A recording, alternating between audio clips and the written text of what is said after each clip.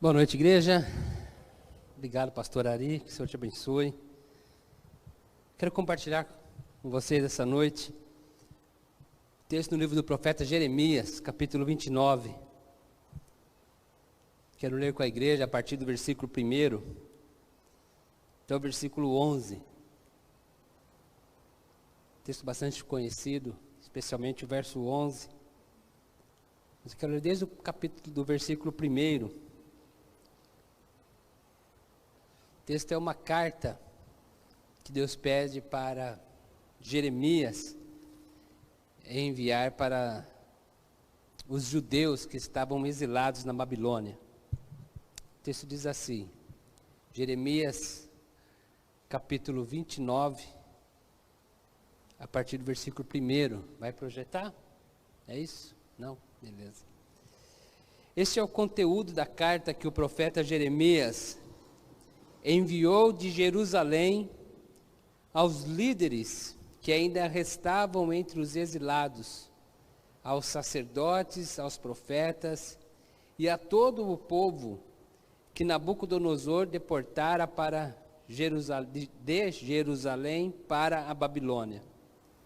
Isso aconteceu depois que o rei Joaquim e a rainha mãe, os oficiais do palácio real, os líderes de Judá e Jerusalém, os artesãos e os artífices foram deportados de Jerusalém para a Babilônia.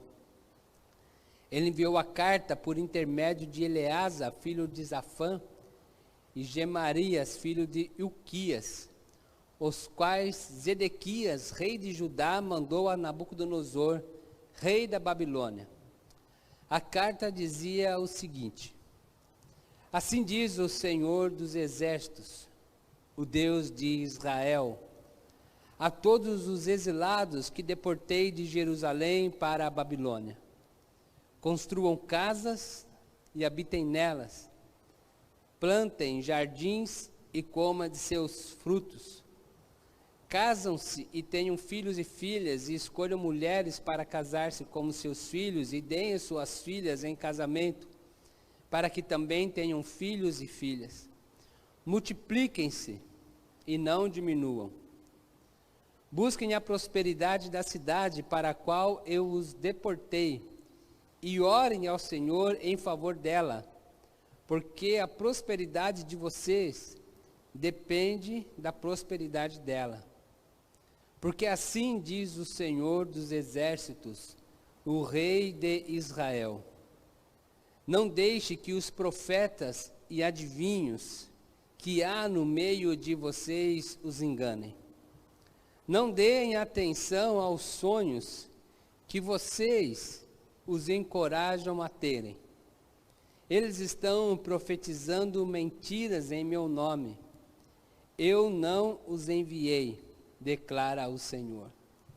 Assim diz o Senhor: quando se completarem os 70 anos da Babilônia, eu cumprirei a minha promessa em favor de vocês, de trazê-los de volta para este lugar. Porque sou eu que conheço os planos que tenho para vocês, diz o Senhor. Planos de fazê-los prosperar e não de lhes causar dano. Planos de dar-lhes esperança e um futuro. Amém? Hoje é um dia especial para nós. Quarta-feira já foi um dia especial para nós. Porque quarta-feira voltamos os cultos presenciais, os cultos de oração. E hoje, domingo, voltamos também os cultos presenciais aos domingos, tanto de manhã, agora à noite. E é uma alegria para nós, como já foi dito aqui, pela Roseli, pela Solange, de podermos estar juntos, embora com todas as restrições. É difícil encontrar algumas irmãzinhas, né, irmã Sandra, irmã Isabel, dentre outros, não dar um abraço, né? Mas não pode, viu, irmã Isabel? Por enquanto não pode. E todos vocês, né? É gostoso a gente dar um abraço, e quando revemos as pessoas que há algum tempo não víamos. Mas infelizmente há essas restrições de número de pessoas. mas é bom tê-los aqui. Como a irmã Roseli já nos lembrou, quarta-feira começa a nossa campanha de jejum e oração em favor da família. E o nosso tema é de volta à mesa. Porque a nossa preocupação, o nosso desejo é de ter vocês todas, famílias da Ibacem, de volta à mesa da comunhão. Vocês que estão aqui, vocês que estão em casa, onde estiverem. Esse tema ele foi pensado debaixo de oração, justamente para agregar, para trazer todos de volta, porque aqui é o nosso lugar, aqui é o lugar que devemos estar. Fazer parte de uma igreja é um negócio interessante, porque em certo sentido nós escolhemos, né? Nós escolhemos a igreja que fazemos parte, mas também em certo sentido é Deus quem nos escolhe para fazer parte de uma igreja local. E quando a gente consegue assim, entender isso, que Deus nos quer nessa igreja, e sentado à mesa, e comungando uns com os outros, participando da mesa. E a mesa é um lugar interessante, porque é na mesa que saem as melhores conversas, que saem as maiores discussões. É muito bacana, né? Porque mesa é lugar da família, mesa é o lugar da comunhão, mesa é o lugar da conversa, mesa é o lugar do acolhimento. Quando você quer conhecer melhor alguém, você convida para um jantar, para comer alguma coisa na sua casa, mesmo que seja um churrasco, que não se use a mesa, mas é a ideia da mesa, da comunhão. E gostaria que todos orássemos por isso, para que todos nós pudéssemos entender o lugar em que nós devemos estar com a nossa família, à mesa. E o lugar que ocupamos no reino de Deus, na igreja, da importância que é ter todos à mesa. Por isso essa ideia desse tema, e estamos orando já há algum tempo por isso, e queremos ver todos aqui, com os revezamentos necessários, mas todos de volta à mesa para a comunhão do nosso Deus. E foi pensando nesses desafios todos que estamos vivendo com a pandemia, esses desafios todos e algumas implicações que a pandemia trouxe para as nossas vidas, que escolhi esse texto para compartilhar nesse retorno do culto presencial. Porque nem sempre a gente consegue dimensionar as dificuldades que a pandemia trouxe para todos nós. E nós percebemos muito dentro da nossa realidade pessoal. E nem sempre conseguimos dimensionar as dificuldades que trouxe para outras pessoas. E o texto, ele fala, é uma carta, como todos perceberam na leitura, que o próprio Deus pede para o profeta escrever. Então é uma carta de Deus para um povo, o povo judeu, o povo de Israel, mais especificamente o Reino do Sul, que tinha sido levado como escravizados, como escravos para a Babilônia. Então a história é bem conhecida. O rei Nabucodonosor, com o Império Babilônico, ele era um imperador, eles invadem o reino de Judá, invadem a cidade de Jerusalém, que era a capital do reino, e eles levam as pessoas para serem escravizadas, por isso que chama de exílio, porque elas foram exiladas da sua terra, exiladas da sua pátria, para viver em outra pátria, em outra terra, na Babilônia, e não apenas na Babilônia, espalhados por outros lugares onde prevalecia o Império Babilônico. Então, quando percebemos a dimensão disso tudo, a gente consegue, de alguma maneira, mensurar o sofrimento desse povo, as dificuldades que esse povo enfrentou. Eu fiquei pensando justamente assim, no dia a dia dessas pessoas, na rotina dessas pessoas, na vida diária dessas pessoas e como a vida dessas pessoas foi alterada, como que a rotina delas mudou. E qual foi o impacto emocional, qual foi o impacto sentimental, qual foi o impacto econômico, qual foi o impacto familiar, qual foi o impacto espiritual para essas pessoas? Então, se a gente for, podemos imaginar, se a gente for ficar começando a imaginar, a gente percebe, assim, o quanto modificou a rotina dessas pessoas. Eles tinham uma casa, eles tinham um trabalho, eles tinham uma rotina, alguns moravam na cidade de Jerusalém, outros moravam no campo, e as pessoas que moravam no campo também tinham seu trabalho, a sua rotina. Eles tinham um horário que eles escolhiam para levantar, ou dentro do seu ambiente de trabalho. As suas crianças tinham uma rotina. Então, dentro da realidade cultural da época, eles tinham a escola que eles mandavam as crianças. Os seus filhos, seus netos, eles tinham um círculo de convivência. Um círculo de convivência com outras crianças, um círculo de convivência com familiares. Os amigos tinham um círculo de convivência. Muitos que se conheceram na infância e agora já estavam jovens, ou na fase adulta, ou na melhor idade, né? E permanecendo esta convivência. E tudo isso foi tomado de assalto da vida deles.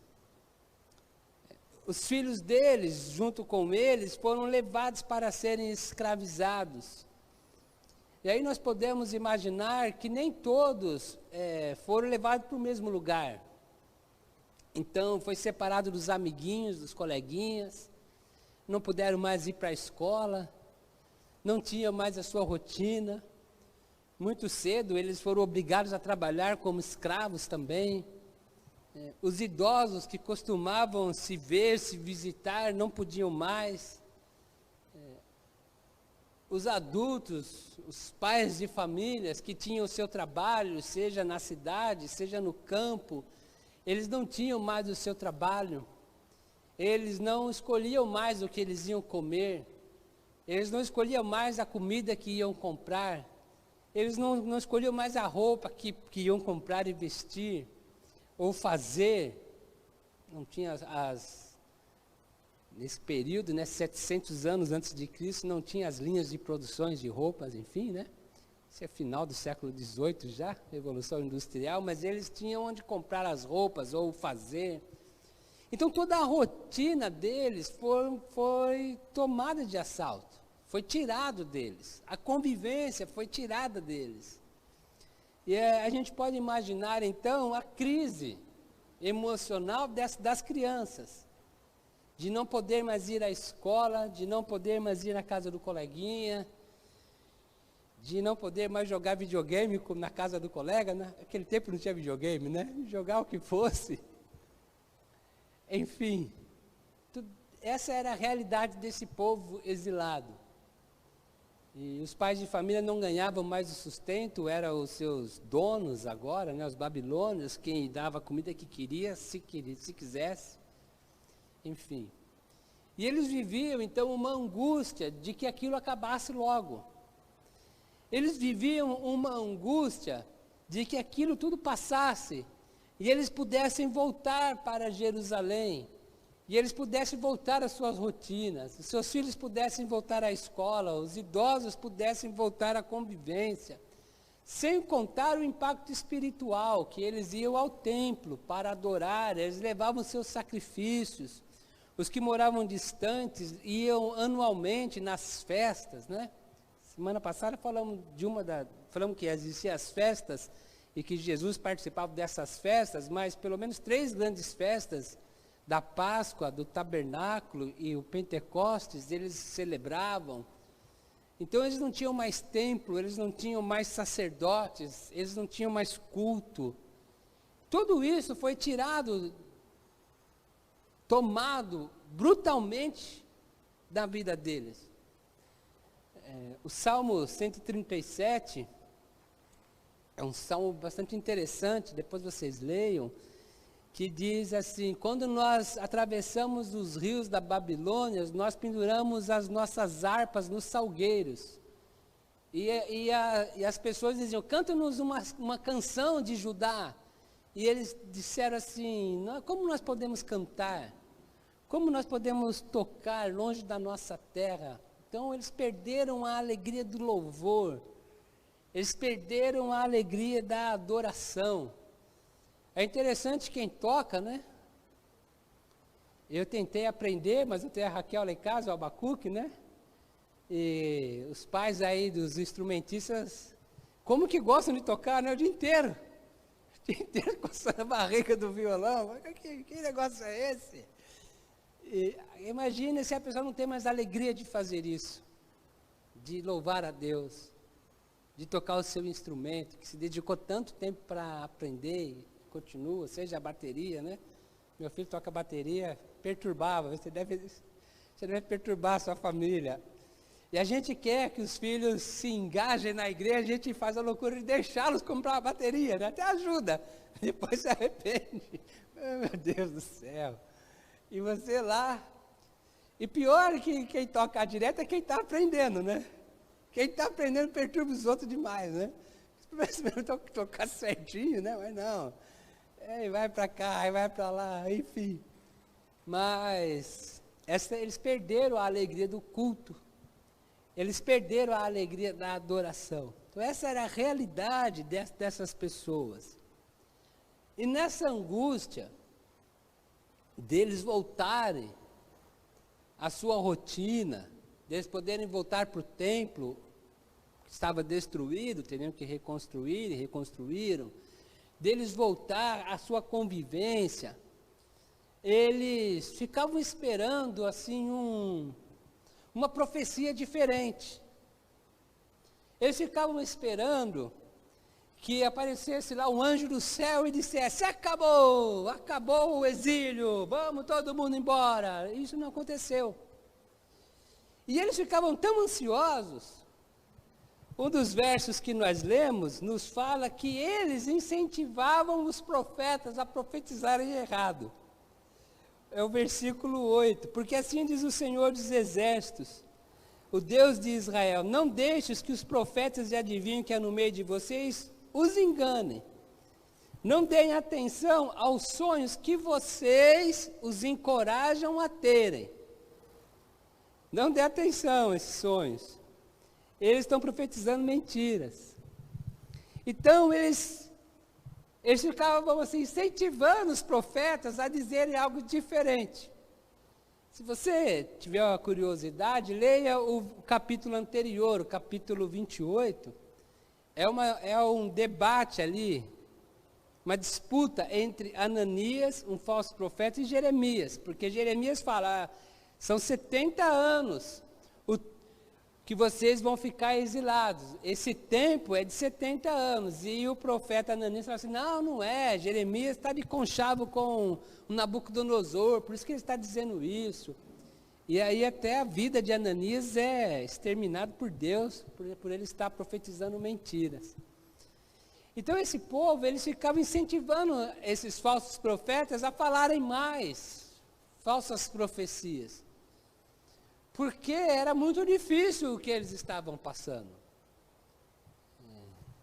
Por mais que a gente entenda que eles estavam errados, o povo, de incentivar os falsos profetas, mas nós reconhecemos que era muito difícil o que eles estavam passando. É aquela história, né? Explica, mas não justifica, mas explica. Explica, porque tudo deles foi tirado, tudo. E eu fiquei pensando, essa é a realidade com a nossa realidade da pandemia. Eu acho que conforme eu fui falando, todo mundo já pensou, não é isso que ele vai falar depois. Porque muitas coisas da nossa vida foi tomada de assalto também com a pandemia. Muitas coisas da nossa vida, assim, foi tirado de nós de uma maneira brutal, quase que violenta. E aqui eu não estou dizendo dos governos, não, que tiraram. Estou dizendo assim, do vírus mesmo, da pandemia, dessa situação. Esse vírus violentou a nossa vida. violentou a nossa rotina. Nós fazíamos os nossos cultos. Aí numa quarta-feira, fiz uma reunião com a liderança da igreja, e porque ia ter os decretos tal, nós não íamos mais poder fazer os cultos.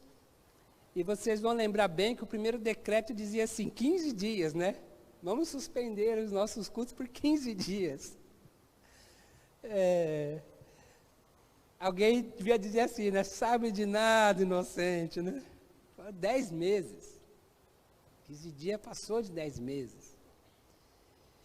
E assim, eu particularmente, não consegui sentir o que as crianças passaram. Não consegui sentir porque eu não tenho mais crianças. Mas eu senti os que os jovens passaram. O Abacuque perdeu o emprego por conta disso. Ele trabalhava numa escola e ele era um contrato e não foi renovado, é claro, não tinha aluno, né? Ele teve que deixar tudo que tinha em São Paulo, a vida que ele tinha em São Paulo, a rotina que ele tinha em São Paulo e voltar para cá. Quando nós fomos lá buscar as coisas dele no apartamento que ele estava morando, ele estava triste, né? Porque assim, aquilo era a vida dele era ali. Abriu mão, teve que deixar. A Raquel teve que vir embora, sem aulas, a Débora também. Então assim, eu sei o que os jovens estão passando, eu sei pela convivência, o que os jovens sentiram e estão sentindo ainda. Mas eu fico imaginando as crianças, eu não tenho criança, mas aqui tem algumas mães ali, né? A turminha das mães sentaram ali e a avó no mesmo banco, né? Mas imagine as crianças ali, acho que está o Lucas ali, né, Lucas? Como foi difícil para o Lucas, imagine, não poder mais ir na escola, né? Ir para a escola é um negócio tão gostoso, né? Estudar, não sei, né, Lucas? Mas ir é bom, né? Bagunçar, brincar no intervalo. Eu lembro que no terceiro ano, na minha época era a terceira série, o nosso intervalo era na quadra. Era em Santo André, na escola Papa João 23. E todo intervalo, eu era merendeiro. Então eu tomava merenda, aquela sopa. Eu sou da época que só dava sopa, acho que muitos aqui vão se lembrar. Hoje tem uma comida melhor na escola, não era só sopa. Eu tomava sopa e nós jogávamos futebol com uma tampinha de garrafa. Então eu tinha que achar uma tampinha de garrafa, a tampinha de garrafa era a nossa bola. Todo dia, de segunda a sexta. Então eu queria muito ir para a escola. Se perguntar o que eu aprendi na terceira série, eu não lembro, mas eu lembro disso. Mas essa convivência, as crianças que fazem judô, que fazem balé, sei lá, futebol, que treinam, enfim, tudo isso foi tirado das crianças. Então elas tiveram que ficar em casa, estudando, online, aula virtual, né? Quem já fez um curso virtual sabe que é meio desgastante, imagine para a criança, né? Então, assim, isso mexeu com a cabeça das crianças, com o coração das crianças, com as emoções das nossas crianças. Os idosos que gostam de vir para a igreja, e o pastor proibiu, né? O pastor proibiu dos idosos vir para a igreja. Tem que ter um vilão na história, né? O pastor proibiu. O pastor é ruim. Mas eu fico imaginando, assim, para os idosos, que há 40 anos vêm a esta igreja. Culto da manhã, culto da noite, culto de oração, reunião da melhor idade, reunião da MCM, e não poder mais fazer isso. Né, Dorcas? Tem que ficar em casa trancada. Se sai, os filhos brigam. Que loucura é isso, gente. Que coisa, né? Muitos perderam o emprego, outros foi reduzido, outros tiveram que trabalhar em casa e não mandar os filhos para a creche ou para a escola. Aí virou uma loucura para os pais. Eu não sei muito o que é isso, mas na pele, porque eu sei, até me emocionei falar dos meus filhos, eu sei o que meus filhos passaram, não sei o que muitos passaram e estão passando. Mas nós vivemos uma realidade parecida com esse povo, guardadas as devidas proporções, porque a nossa vida também foi tomada de assalto, a nossa rotina foi tomada de assalto, até caminhar na rua estávamos impedidos. E vou repetir aqui, não é nenhuma crítica a nenhum governo, prefeito, federal, estadual, nada disso, estou dizendo assim, da realidade que nós estamos vivendo. E que nós já vivemos de maneira mais aguda, agora está mais flexível, mas sabemos que pode voltar à fase aguda de novo, porque é um vírus contagioso, agora as variantes, né? Nós oramos para que não, agora temos a vacina, mas esperamos que seja flexibilizado cada vez mais, pela evolução no tratamento e na prevenção aí com as vacinas. Mas não sabemos, não podemos afirmar categoricamente. E nós também ficamos com essa ansiedade, querendo que aparecesse alguém e dissesse assim, acabou. Um falso profeta dizendo, acabou, não precisa mais se cuidar, pode aglomerar à vontade. Eu ouço as pessoas falando, será que vontade de aglomerar, né? Estou com saudade de festa, saudade de culto, saudade de a gente fazer uma confraternização com a igreja, né? E até os 40 dias, quando eu pensei no comecinho do ano, eu pensei a gente começar ou no dia 21 de abril, ou no dia 1º de maio, porque eram feriados, né? E a gente poder fazer alguma coisa junto, assim, numa chácara, alguma coisa, acho que até maio, né? Pensando nisso em janeiro. Até maio eu acho que já está de boa, né? Por fim, abril, março e abril foram meses tenebrosos, né? Já alcançamos aí 400 mil, né, mortes no Brasil. Então, nós ficamos com essa ansiedade. O que assim, esse povo estava perdendo, e o que Deus fala na carta, e quer ensinar para o povo, assim, não fiquem abrindo o ouvido para mentiras, não fiquem abrindo o ouvido para esses falsos profetas, e não fiquem achando que eu só vou agir, que a única maneira que eu tenho de agir é acabando com o exílio. Eu estou com vocês aí no exílio, eu estou cuidando de vocês no exílio, e vocês podem, assim, dentro das possibilidades de vocês, continuar com a vida de vocês no exílio, porque eu estou abençoando vocês no exílio. Se nós fôssemos continuar lendo o texto, versículo 12, enfim, então vocês clamarão a mim, virão orar a mim, e eu os ouvirei. Vocês me procurarão e me acharão, quando me procurarem de todo o coração. Eu me deixarei ser encontrado por vocês, declara o Senhor. Eu os trarei de volta do cativeiro, e eu os reunirei de todas as nações, de todos os lugares para onde eu os dispersei, e os trarei de volta para o lugar para onde os deportei, diz o Senhor. E olha só o versículo 15. Vocês podem dizer, o Senhor levantou profetas para nós na Babilônia. Então vocês vão perceber que na Babilônia eu estava cuidando de vocês. Então a minha oração é que nós possamos perceber o cuidado de Deus agora. Deus, Ele não vai ser Deus somente acabando com o vírus. Deus é Deus agora. Deus é Deus presente agora.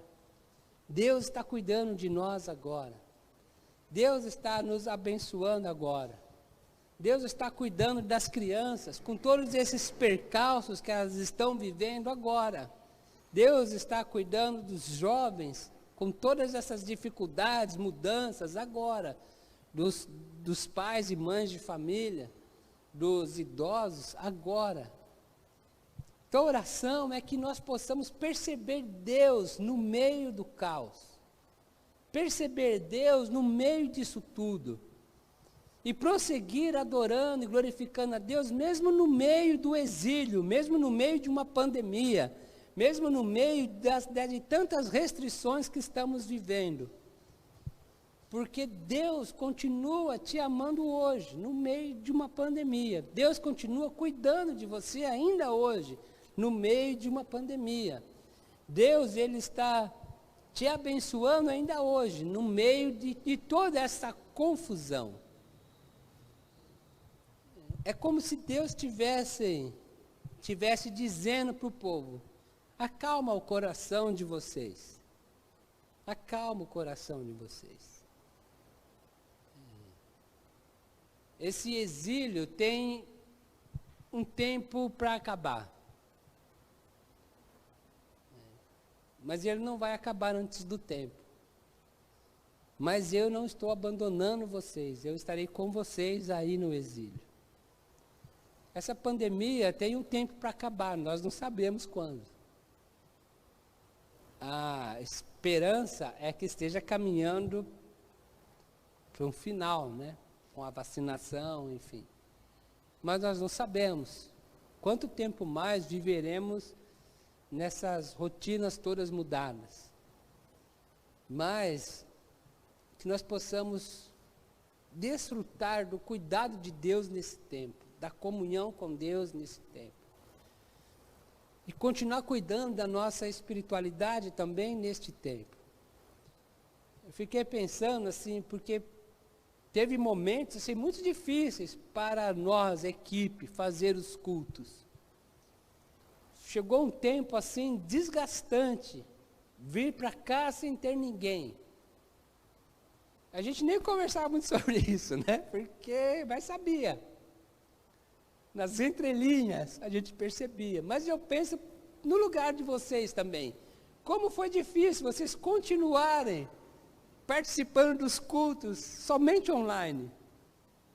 É difícil, né? Uma das conversas que nós tivemos com a parte da liderança, nós chegamos à seguinte conclusão: se fosse um projeto, vamos fazer um culto semanal online? Vamos. É diferente, né? Gera um projeto voltado para isso, mas o que aconteceu é que fomos obrigados a isso. E vocês também foram obrigados, porque o pastor não deixava ninguém vir à igreja. Vocês também foram obrigados a assistir o culto somente online. Então, assim, aquele ditado, não estava fácil para ninguém, né? Não está fácil para ninguém. Está difícil para todo mundo. Hoje mesmo a gente comentava na mesa, porque mesa é lugar de conversa, né? Umas fotos que o irmão Luiz, né, postava. O irmão Luiz colocava gravata para assistir o culto. Olha que coisa assim, bonita de se ver, né? Na casa dele, ele queria... O que ele estava dizendo? Que ele queria estar aqui. Queria estar aqui com a gente. E não podia. E nós também queríamos que ele estivesse aqui, mas não podia. Mas eu quero orar com vocês, eu quero pedir isso, para que Deus nos ajude. Nesse tempo. Que a gente esteja sensível para ouvir a voz de Deus nesse tempo. Que nós possamos entender que Deus continua cuidando da igreja dele nesse tempo. Que Deus continua cuidando dos ministérios da igreja nesse tempo. E que Deus continua cuidando dos nossos filhos, independente da idade que eles estão, de criancinhas a jovens, neste tempo. Que Deus continue cuidando dos pais e mães de família nesse tempo, dos nossos idosos nesse tempo. Deus não nos abandonou. Nós podemos dizer como Deus disse que esse povo diria: Deus levantou profetas na Babilônia. O que isso quer dizer? Que Deus não abandonou o povo na Babilônia. O povo foi levado para lá. por permissão de Deus e até naquela ocasião por uma ação divina para cuidar do povo, para corrigir o povo. Mas Deus não o abandonou. E se Deus estava com o povo na Babilônia, Deus estava escravizado junto ali. Deus também era um exilado na Babilônia, porque ele estava no exílio com seus filhos. Deus está vivendo esse drama com a gente. Deus vive o drama da pandemia junto com os nossos filhos. Deus vive o drama da pandemia junto com os pais e mães de família. Deus vive o drama da pandemia junto com os idosos. Porque Deus nos ama imensamente e Ele está vivendo tudo isso, cuidando de nós, nos abençoando, nos dirigindo. E eu gostaria de orar pedindo que nós possamos sentir esse cuidado de Deus no meio disso tudo. Que Deus tire o desespero do nosso coração, que Deus nos dê a paz, que Deus nos ajude. Tem dia que estamos mais calmos, né? Tem dias que estamos mais desesperados. Tem dia que parece que está tudo normal, tem dia que parece que está tudo errado. É isso que a pandemia está fazendo com a gente. Mas Deus está conosco, cada momento. E Deus está cuidando de nós. Porque Deus sabe bem os planos que Ele tem para vós. Planos de fazê-los prosperar e não de causar danos. Deus tem planos de lhes dar esperança e um futuro. Que você possa crer nisso. E que nós possamos superar tudo isso juntos, sabendo que Deus também está junto conosco. Senhor, nós colocamos as nossas vidas nas Tuas mãos, vivendo essa diversidade de sentimentos, essa complexidade de problemas, de angústias, vendo nossos filhos às vezes angustiados, e pensando aqui, ó Deus, o que as crianças estão passando, já passaram, estão passando, o que os jovens já passaram, os adolescentes, os pais e mães de família, os casais, os idosos. Nós não conseguimos, ó Deus, dimensionar o que cada um passou, mas o Senhor sabe, ó Deus. Ó Deus, que o Senhor coloque esta palavra no nosso coração, que é o Senhor quem sabe os planos que tem para a nossa geração. Que é o Senhor que sabe os planos que tem para a igreja. Que é o Senhor quem sabe os planos que tem para cada um de nós que estamos aqui, os que estão online, os que vão assistir depois. Nós sabemos, ó Deus, que o Senhor tem planos de bênçãos para cada um. Planos de nos dar esperança. Planos de nos dar um futuro, planos de nos fazer prosperar e não de causar mal. Acrescenta a nossa fé, ó Deus. Vivemos uma realidade fora da nossa capacidade de domínio. E o que nos resta é confiar no Senhor. Ó Deus, aqueles que estão angustiados, que o Senhor manifeste a sua presença em suas vidas, que todos possam saber que não estão sozinhos nessa pandemia, mas o Senhor está junto, o Senhor está vivendo esse drama junto conosco, e o Senhor está nos fortalecendo e nos ajudando. Ó Deus, nós oramos para que essa pandemia acabe logo, nós oramos para que a ciência descubra uma vacina ainda mais eficaz, e que nós possamos voltar a aglomerar-nos, a estar juntos, a fazer cultos com o templo lotado, a vivermos, ó Senhor, momentos especiais, gostosos, nossos filhos seguindo a sua vida, os seus sonhos, os seus projetos. É a nossa oração, Deus. Nós clamamos por isso. Mas enquanto perdurar essa pandemia, acalma o nosso coração. E nos mantenha fiéis a Ti, ó Deus, confiantes, e ensina-nos a desfrutar dessa Tua presença, no nome de Jesus, Amém?